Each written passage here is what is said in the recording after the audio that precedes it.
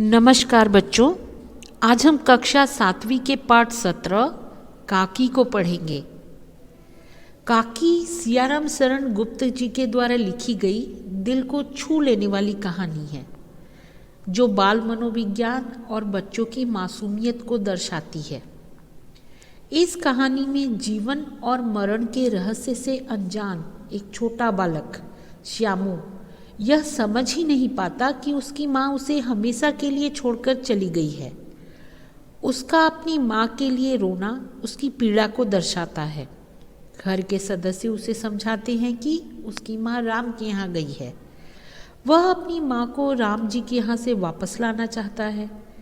इसके लिए वह क्या क्या करता है, आइए आगे हम कहानी में जानेंगे। कहानी की शुरुआत होती है एक सुबह से, जब श्यामू की नींद खुलती है तो वह देखता है कि घर भर में कोहराम यानी कि रोना धोना मचा हुआ है। सभी लोग रो रहे हैं। उसकी माँ, जिसे वह काकी कहकर पुकारता था, नीचे से ऊपर तक कपड़ा ओढ़े हुए जमीन पर सो रही है और घर के सभी लोग उन्हें घेर कर बैठे हैं और रो रहे हैं। वास्तव में उसकी माँ की मृत्यु हो चुकी थी।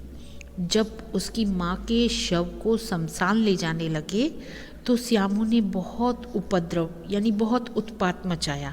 उसने पूछा कि वे लोग उसकी माँ को कहाँ ले जा रहे हैं। लोगों ने बहुत कठिनाई से उसे वहाँ से हटाया। वह काकी के अग्नि संस्कार यानी कि शव को जलाने का जो संस्कार किया जाता है, उसमें वह नहीं जा सका। एक दासी, जिसका नाम सुखिया था, उसने श्यामू को घर पर ही संभाला और श्यामू को विश्वास दिलाया कि उसकी माँ उसके मामा के यहाँ गई है। पर थोड़े ही दिनों बाद उसको असलियत का पता चल गया कि उसकी माँ ऊपर राम के यहाँ गई है।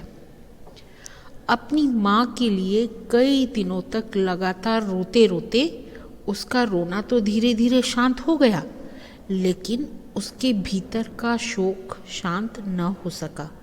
वह अकेला बैठा बैठा शून्य मन से यानी खाली मन से आकाश की ओर देखा करता। एक दिन उसने सोचा कि क्यों ना वह एक पतंग आकाश में उड़ा दे, जिस पर बैठकर उसकी माँ राम के यहाँ से नीचे आ जाएगी। उसने अपने पिता से एक पतंग दिलवाने की प्रार्थना की। उसकी माँ के जाने के बाद से पिता भी बहुत दुखी रहने लगे थे। उन्होंने हाँ तो कर दी, पर पतंग नहीं मंगवा कर दी। श्यामू पतंग के लिए बहुत उत्कंठित यानी कि बेचैन था। उसे लग रहा था कि कब उसे जल्दी से पतंग मिल जाए और वह उसे उड़ाकर काकी को वापस अपने पास बुला ले। जब पिता ने पतंग नहीं मंगवा कर दी, तब श्यामू ने एक स्टूल सरकाकर पिता की कोट की जेब से एक चवन्नी निकाली यानी 25 पैसे, और सुखिया दासी के बेटे भोलू को चवन्नी देकर कहा कि अपनी जीजी से पतंग और डोर मंगवा दो। श्यामू इस बात को सबसे छिपा कर रखना चाहता था, इसलिए वह भोला के साथ अंधेरे कमरे में पतंग से डोर बांधने लगा।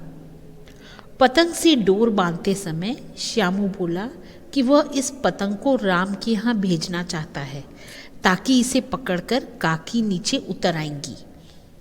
भोला श्यामू से अधिक समझदार था। उसने कहा कि बात तो अच्छी है, पर पतंग की डोर पतली है, इसके टूट जाने का डर है। पतंग में यदि पतली डोर की जगह मोटी रस्सी बांधी जाए तो ज़्यादा अच्छा रहेगा। यह बात सुनकर श्यामू गंभीर यानी बिल्कुल शांत हो गया। भोला ने बात तो लाख रुपए की सुझाई थी, यानी कि बात तो बहुत काम की थी, लेकिन परेशानी यह थी कि मोटी रस्सी कैसे मंगवाई जाए, क्योंकि उसके पास पैसे नहीं थे। उस दिन चिंता के मारे श्यामू को नींद नहीं आई।